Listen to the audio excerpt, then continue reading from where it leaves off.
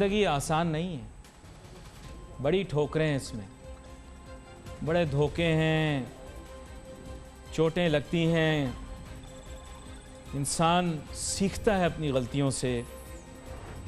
घाट घाट का पानी पिया है, टीवी पे आने की वजह से लोगों से बात करने, मुलाकात करने का मौका मिलता है, उनकी राय सुनने का मौका मिलता है। It has made me a good listener, not a good speaker. और मैं अपने मुल्क के मुतालिक भी ऐसी राय रखता हूँ कि हमने भी बड़े मुश्किल वक्त देखे हैं हमारे मुल्क में, ठोकरें भी खाई हैं, 2 लख्त भी हो गए, बड़ी चोटें, बड़े ज़ख्म आए इस सफ़र में पाकिस्तान, लेकिन हम साबित कदम रहे। आज भी उम्मीद है, तवक्को है, होप है, एक्सपेक्टेशन है, लगे हुए हैं, जोर लगा रहे हैं, दुनिया में अपना लोहा मनवाएंगे, अपना मुकाम हासिल करेंगे। मैं वज़ीर आज़म इमरान खान साहब से खुसूसी दरख्वास्त करना चाहता हूँ जश्न आज़ादी के मौके पर कि सर आपसे गुजारिश है, ये एक सिलेबस तैयार किया जा रहा है कि पूरे मुल्क के अंदर एक सिलेबस पढ़ाया जाए। सर इस सिलेबस के अंदर एक सब्जेक्ट है जिसे माशरती उलूम पाकिस्तान स्टडीज़ कहा जाता है। सर इसकी किताब को प्लीज़ ठीक करवा दें। इसमें इतना ऑल फॉल, उल्टा सीधा नॉनसेंस लिखा हुआ है कि वो इस मुल्क की तारीख़ को मस्क किया गया है और आज़ादी से पहले भी तारीख़ को मस्क किया गया। सर अगर इसको सही कर दें तो पूरा मुल्क आपका मकरूज़ हो जाएगा, क्योंकि जो हम तारीख़ पढ़ाएंगे वही हमारा हाल और मुस्तकबिल का फ़ैसला करेगा।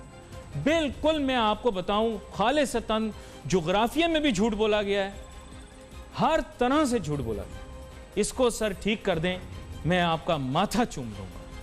यहाँ मेरे साथ बहुत ही अहम मेहमान शामिल गुफ्तगू हैं, जनाब अहमद चुनाई साहब, वेलकम करता हूँ सर आपको शो में। बात जनाब कुछ यूँ है कि आपसे बात करनी है स्टॉक एक्सचेंज के मुतालिक, जो हिचकोले खा रही है, कभी ऊपर तो कभी नीचे जा रही है, कुछ समझ नहीं आ रहा। लॉकडाउन खुला उस दिन हम तो सोच रहे थे हम नाच गाना करेंगे, यहाँ पे आके डिस्को डांडिया करेंगे, मार्केट नेगेटिव। सरमायाकार पागल हो गया है सर, सरमायाकार को ज़रा मंतक दिखा दें। जी सर। बिस्मिल्लाहिर्रहमानिर्रहीम। आप जब ये कहते हैं कि मार्केट कभी ऊपर कभी नीचे, तो हम मार्च में शुरू करते हैं 15 मार्च तकरीबन जब हम इंडेक्स देखते हैं तो 27,000 पॉइंट के करीब था, 28,000 पॉइंट हो गया था। और उसके बाद आज ये इंडेक्स जो है वो 41,000 40,000 की रेंज में जो है वो रेंज बाउंड हो रहा है। तो हम ये नहीं कह सकते कि कभी ऊपर कभी नीचे। हाँ, ये ज़रूर होता है कि आज मार्केट ने अगर बड़ा पॉजिटिव इम्पैक्ट दिया है तो कल थोड़ा सा ब्रीदर होगा, करेक्शन भी आती है, प्रॉफिट टेकिंग भी आती है, बहुत सारी चीज़ें आती हैं। नहीं, असल बात ये ना, आपकी मेरी दोनों की बात सही हो गई। मैंने 28,000 का, आपने कहा नहीं होगा, वो भी हो गया। आपने कहा 40,000 होगा, वो भी हो गया। सर ये दोनों जीत जाएंगे, ये तो सही नहीं है। देखिए 28,000 तो लेवल बनता नहीं था, उसकी बहुत सारी वजूहात थी। लोगों में ये था कि पता नहीं कोरोना जो है वो पूरी दुनिया को तबाह कर देगा, लोग ज़िंदा नहीं बचेंगे, और लोगों का एक इंटरेस्ट कम हो गया था। लेकिन खुदा की कुदरत है, उसने ये दुनिया बनाई है, उसने ये दुनिया चलानी है। और मैं समझता हूँ पाकिस्तान में हालात सबसे बेहतर हो गए कोरोना के मामलात में, और जो हालात बेहतर हुए तो लोगों का एक जोश जज्बा भी जो है वो काम करने में आ गया। लेकिन 2 बड़े फैक्टर्स हैं अगर आप ये देखें कि कोरोना के पूरे जो एपिसोड है मार्च से लेकर जुलाई तक, उसमें 13.25% से हम 7% बेसिक इंटरेस्ट रेट पे आते हैं, और ये एक बहुत बड़ा पैराडाइम शिफ्ट है। जब ये पैराडाइम शिफ्ट आता है तो लोगों के जो पैसे बैंकों में पड़े हुए थे, जो और फिक्स डिपॉजिट्स में पड़े हुए थे, मुख्तलिफ सेविंग स्कीम्स में पड़े हुए थे, वो उन्होंने निकाल कर इस तरफ लेकर आए कि यहाँ एक बहुत बड़ी अपॉर्चुनिटी एग्जिस्ट करती थी। मैं आपसे हर वक्त कहता था कि ये अपॉर्चुनिटी है, 40,000 का लेवल मुझे नज़र आता है, और अल्हम्दुलिल्लाह वो लेवल आ गया। मैं आपसे बहस करता था, लेकिन आपने बात दुरुस्त तो हो गई। तो मैं एक छोटी सी ब्रेक ले लूँ, ब्रेक के बाद वापस आता हूँ, फिर इनसे जानने की कोशिश करता हूँ। इनकी बात भी दुरुस्त हो गई, मेरी भी हो गई, ये ऐसा क्यों हुआ, लेकिन इनकी बात जो है वो सही बात है। मैंने जिरा बहुत की, लेकिन इन्होंने कहा था। Let's take a short break. नाज़रीन, welcome back after the break. हमारी बात हो रही है अहमद चुनाई साहब के साथ। ब्रेक पर जाने से पहले ये हम गुफ्तगू कर रहे थे, इन्होंने कैपिटल मार्केट के बारे में अच्छी राय रखी, वो मेरी इनकी उस पर काफ़ी नोक झोंक रही, लेकिन फिर मैंने इनको यही कहा, मैंने कहा मेरी बात भी सही हो गई, आपकी भी सही हो गई। पहले वो मोती साहब के साथ लगाई थी, वो भी उनकी बात भी सही हो गई थी सर। लेकिन चलें ये बात अगर हम तस्लीम कर लेते हैं तो इसके साथ साथ हमें ये भी मानना पड़ेगा कि इन्वेस्टमेंट का क्लाइमेट कभी भी ख़राब नहीं होता, उसके एवेन्यूज़ बदलते रहते हैं। पाकिस्तान में भी देखें तो ऐसा नहीं है कि सरमायाकारी बंद हो गई, उसके एक दर बंद होता है तो 10 खुलते हैं। क्या कहते हैं आप? देखिए, दुनिया में एक उसूल रहा है कि कोई किसी का गिरना जो है वो अगले का खड़ा होना है। तो जहाँ डिप्रेशन आते हैं वहाँ दूसरे फ़ायदा उठाते हैं। वो एंटाइटी जो है वो मार्केट से बाहर हो जाती है, दूसरी एंटाइटीज़ मार्केट में आ जाती हैं। तो ये अप एंड डाउन का उसूल है, लेकिन दुनिया चलती रहती है। गोल जिसको कहते हैं कि कोई नीचे आता है, कभी कोई ऊपर आता है, और ये एक्सपेंशन की तरफ जो है ना लोग जाते रहते हैं। आज पाकिस्तान में अगर एनेबलिंग एनवायरनमेंट बनाई जा रही है, कंड्यूसिव एटमॉस्फेयर बनाया जा रहा है, तो लोगों के पास ये अपॉर्चुनिटी है, वो आएँ, काम करें। लोग अगर यही समझते रहेंगे कि नहीं मैं काम नहीं करूँगा, मैं अपना पैसा डुबो दूँगा और ये इकनॉमी शटर हो गई है, तो फिर आपको कभी अपॉर्चुनिटी नहीं मिलेगी। जहाँ इकनॉमी शटर होती है वहीं अपॉर्चुनिटी एग्जिस्ट करती है। आज इकनॉमी अगर लोगों का ख्याल था कि शटर हो गई है या हो रही है, तो एक तरफ यह है और दूसरी तरफ एक अपॉर्चुनिटी आ रही है कि लोग अगर जिस कारोबार से निकल रहे हैं तो दूसरे लोग उस कारोबार में आ रहे हैं और ज़्यादा उनके साथ आ रहे हैं। जो लोग मौजूद थे वो इतना नुकसान कर चुके हैं कि वो अब नहीं खड़े हो सकते, लेकिन नए जो लोग आ रहे हैं वो नई इन्वेस्टमेंट लेकर आ रहे हैं, नया ब्लड लेकर आ रहे हैं। उनके पास एक बहुत बड़ी अपॉर्चुनिटी है, इसलिए कि पुराने जब निकल जाते हैं तो कंजम्पशन लेवल तो रहता है, वो कंजम्पशन लेवल को फिलअप करने के लिए दूसरों को एक बहुत बड़ी अपॉर्चुनिटी मिलती है। इस वक्त कई बिजनेसेस ऐसे हैं पाकिस्तान के अंदर कि जिनमें लोग उस फील्ड से बाहर हो गए, नए लोग अंदर आ रहे हैं, नया कैपिटल लेकर आ रहे हैं, और मैं समझता हूँ कि एक बहुत बड़ी अपॉर्चुनिटी उनके पास है। लेकिन एक बात उनको ये याद रखनी चाहिए कि जब वो उस फील्ड में आए हैं, तो मैं ये कहता हूँ हमेशा कि जिस फील्ड में भी आप आएँ, एक तो लॉन्ग टर्म विजन के साथ आएँ, दूसरा उस फील्ड के वो फील्ड जो है या वो जो इंडस्ट्री है वो हमेशा खून मांगती है, उसके अंदर जो है वो इन्वेस्टमेंट्स पाइप इन करते रहें, जो आप कमाते हैं वो इसी को रीबिल्ड करते रहें, दोबारा री इन्वेस्ट करते रहें। और जो डायनेमिक चेंजेस हो रही हैं दुनिया के अंदर, वक्त के साथ साथ बहुत चेंजेस हो जाती हैं। आज से 10 साल पहले आप किसी भी इंडस्ट्री की शक्ल देख लें और आज देख लें तो पैराडाइम शिफ्ट है मशीनरीज में। तो उस पैराडाइम शिफ्ट को उन्होंने अपनाना है। इकनॉमीज ऑफ स्केल्स वाली मशीनरीज आ रही हैं, कम लेबर वाली ओरिएंटेड मशीन्स आ रही हैं। इसके बाद ऐसी भी मशीनरीज आ रही हैं कि जिनमें एनर्जी कम यूज़ हो रही है, कैपेसिटी ज़्यादा हो रही है। तो ये सारी चीज़ें जो है ना वो आप जब तक इस्तेमाल नहीं करेंगे और अगर पुरानी वैकेनिसी मशीन पे चलते रहेंगे तो आप उसमें फिर रेवेन्यू नहीं कमा सकते। पैसे बनाने के लिए चेंजिंग ट्रेंड्स के साथ दुनिया में रहना इंतहाई ज़रूरी है। अच्छा, आपने तो ये बात कर दी इस पर्सपेक्टिव में, लेकिन जब भी मैं कारोबारी लोगों से बात करता हूँ, बिजनेसमैनों से बात करता हूँ, उनका रोना गाना ख़त्म नहीं होता। ये क्या वजह है? ये क्यों इस तरह करते हैं? मतलब किसी का स्पेसिफिकली किसी सेक्टर की तरफ सिग्नल नहीं कर रहा, लेकिन आप जानते हैं कि मैं आपको इसकी वजह बताता हूँ। लोगों का हमेशा एटीट्यूड ये होता है कि खूब से खूब तर की तलाश होती है। मुझे आज अगर 10 रुपये बच रहे हैं तो कल मुझे 15 बचने चाहिए, परसों मुझे 25 बचने चाहिए। लेकिन वो ये नहीं सोच रहे कि जो 10 रुपये बचे हैं उसको उन्होंने री इन्वेस्ट कितना किया। इंडस्ट्री मैंने आपको बताया कि खून मांगती है, और अगर खून नहीं देंगे आप इंडस्ट्री को तो इंडस्ट्री आपका खून ले लेगी। तो लोगों की डेस्परेशन वो यही है कि यार कल तो हम 10 रुपये कमा रहे थे, आज 8 रुपये क्यों कमा रहे हैं, आज 6 रुपये क्यों कमा रहे हैं। तो उन्होंने कभी ये सोचा कि उस 6 रुपये में से कितने रुपए वो दोबारा इन्वेस्टमेंट करने का प्रोग्राम बना रहे हैं, अपनी इंडस्ट्री को मॉडर्नाइज करने की बात कर रहे हैं, नई मशीनरी लगाने की बात कर रहे हैं। वो नहीं कर रहे। वो ये कहते हैं कि जी मुझे इतने पैसे बनने चाहिए थे, क्यों नहीं बने। देखिए, अगर बनने चाहिए थे तो फिर फिक्स सिक्योरिटी इन्वेस्टमेंट्स में चले जाते। कारोबार तो यही है कि प्लस माइनस आगे पीछे होता रहता है। फिर ये कि दूसरा एक हमारी नेचर ये है कि हम जितना रोना रोएंगे उतनी गवर्नमेंट जो है वो हमसे मुतासर होगी, उतनी गवर्नमेंट जो है वो हमें इंसेंटिव्स देगी। और मैंने आपसे पहले ही कहा कि हमारा नुक्ता नज़र यही होता है कि जी खूब से खूब तर की तलाश। मैं खुद बिजनेसमैन हूँ, मैं खुद इंडस्ट्रियलिस्ट हूँ, लेकिन मैं वो बात करूँगा जो एक फेयर इनफ बात होगी। हाँ, हमारा एटीट्यूड भी हमेशा ये होगा कि जी मैक्सिमम फैसिलिटीज़ गवर्नमेंट से लें, मैक्सिमम रेवेन्यू कमाएं और अपने बिज़नेस को जो है वो आगे बढ़ाएं। और we want to see everyone on the top. तो इसके लिए जो मैक्सिमम रियायत गवर्नमेंट से ले सकते हैं, चाहे किसी भी सूरत में, वो लेने की हम कोशिश करते हैं। ये बिल्कुल सिंपल सी बात है।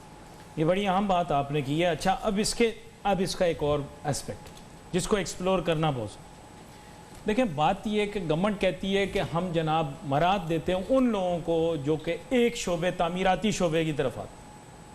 तो कैपिटल मार्केट की तरफ भी जो आता है उसको भी आप दो ना, क्योंकि इक्विटी भी तो एक फॉर्म ऑफ फाइनेंस है। बल्कि आप ये कह दो कि जो फ्रेश इशू लाता है उसमें अगर आप इन्वेस्ट करते हो तो मैं आपको मराद देता हूँ, देखना आप कितने आईपीओ आ जाएंगे और गवर्नमेंट कर सकती है। Let's take a short break.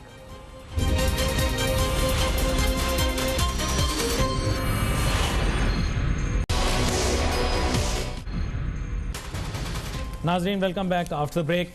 Break पे जाने से पहले मैंने एक सवाल किया था और साथ ही साथ मैं एक और डिस्कशन करूंगा छोटी सी जीआईडीसी के ऊपर। लेकिन सबसे पहले सर उस सवाल का जवाब जो ब्रेक से पहले किया कि जहां तामीराती शोबे को तो आपने रिलैक्स दे दिया, रिलीफ दे दिया, वहाँ एक डॉक्यूमेंटेड सेक्टर है इक्विटी मार्केट, हमारी कैपिटल मार्केट, यहाँ पे भी दे दें, क्या कहते हैं? देखिए, अगर आपको याद हो तो पिछली एमनेस्टीज़ में इस पे काम किया गया था और बहुत सारे जो आपके पास स्क्रिप्ट्स पड़ी थे उनको कैपिटल मार्केट में लाने पर जो है वो एमनेस्टी दी गई थी। और ये मुझे अच्छी तरह याद है, ये पिछले 2 एमनेस्टीज़ में ये था।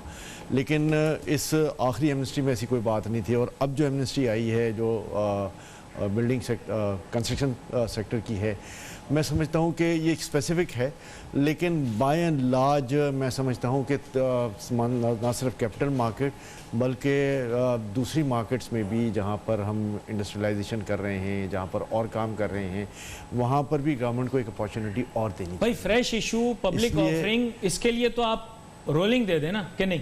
वो देखिए, हम परमानेंट रोलिंग तो नहीं दे सकते मैं समझता हूँ, लेकिन आप जब आप सारे काम कर रहे हैं, सारे सेक्टर्स को जो है प्रमोट करने की बात कर रहे हैं, तो इस सेक्टर को भी प्रमोट करने की बात कर लें, मैं समझता हूँ काफ़ी लोग इसमें इन्वेस्टमेंट करने के लिए तैयार हो जाएंगे। और ये वो सेक्टर है कि जहाँ पर मैंने आपको पहले भी बताया था, और जो बेसिक वैल्यू है 28,000 से 40,000 जाने की, कि ऑलरेडी हमारा जो शेयर प्राइस था वो बहुत लो था। जो हमारा PE रेशो है और जो हमारा EPS वगैरह है, उस मामले पे इंडेक्स वो बनता नहीं था। और काफ़ी इसमें एक पैराडाइम मैं समझता हूँ लेवरेज मौजूद था। उस लेवरेज को जो है वो इस्तेमाल किया, लोगों ने इस बात को रियलाइज़ किया और हम जो है वो बेहतर पोजीशन की तरफ जा रहे हैं। तो बाय एंड लार्ज ये सारी चीज़ें होनी चाहिए। लेकिन एक चीज़ और फिर मैं कहता हूँ कि जब गवर्नमेंट इंसेंटिवाइज कर रही है हर सेक्टर को, मैं समझता हूँ कि तमाम सेक्टर्स में जो है वो गवर्नमेंट ने अच्छे जो है वो पैकेजेस देने शुरू कर दिए। स्टेट बैंक की तरफ से लोन्स में रिलैक्सेशन और फिर इंटरेस्ट रेट में रिलैक्सेशन। मैं पिछले प्रोग्राम में भी मैंने ये सवाल किया था और आज भी मैं ये सवाल करता हूँ कि मैं हमेशा उनके लिए फ़ाइट करता हूँ कि जो कि लेस प्रिविलेज क्लास है। पाकिस्तान में जो लोग कैपिटल मार्केट में हैं या जो लोग लिस्टेड उसमें हैं, कंपनीज़ में हैं, और जो टोटल एक परसेंटेज है जो बैंकों से काम करते हैं, यानी बैंकों से लिवरेज लेते हैं, बैंकों से जो है वो फाइनेंस लेते हैं, उनकी तादाद शायद 20-25% से ज़्यादा नहीं है।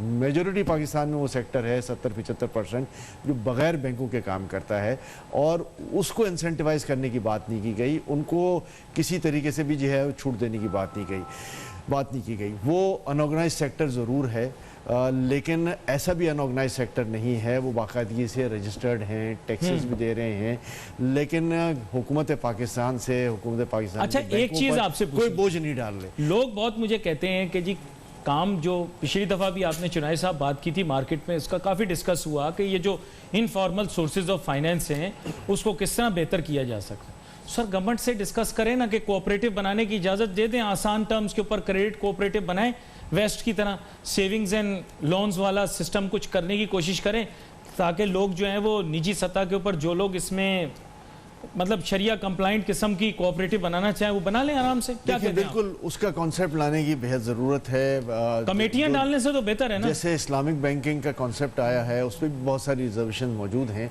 लेकिन उसको बेहतर करके जो आपने एक कोऑपरेटिव का कॉन्सेप्ट दिया है उसमें चीज़ों को बेहतर करें, नफ़ा शराकत दारी की बुनियाद पर जो है वो काम हो और वो लोग इंसेंटिवाइज हो। गवर्नमेंट जो है वो अपने आदमी दें, बैंकों को जो है वो इतना स्टाफ मौजूद है, वहाँ पर एक आदमी जो है वो कंपनीज के साथ लाइनअप करें ताकि कंपनीज की रेगुलर जो है वो चेकिंग हो जी। यहाँ पर एक छोटी सी ब्रेक लेते हैं, ब्रेक के बाद वापस हो जाएगा।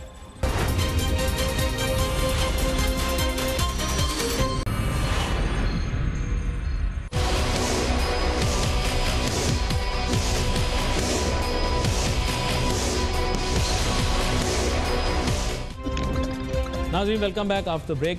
अच्छा, मैं जानना चाह रहा हूँ ये जो GIDC की बात चल रही है ये क्या है, क्योंकि इसके मुतालिक मैं वजाहत चाहता हूँ कि ये बहस है क्या। तो थोड़ा सा मुझे बताएं अहमद चुनाय साहब, ये GIDC वाला मामला है, पहले भी आपसे डिस्कस हुआ था, ज़रा दोबारा से भी इस बारे में बात हो जाए।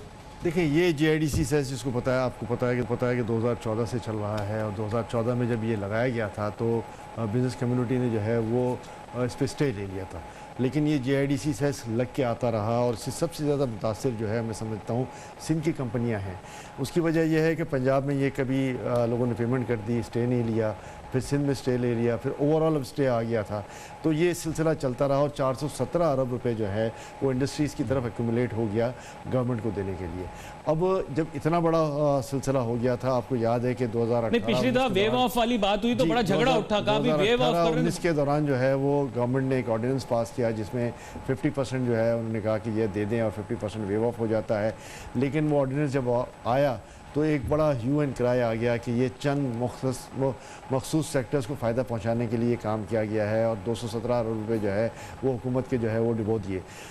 सुप्रीम कोर्ट ने उसका नोटिस लिया।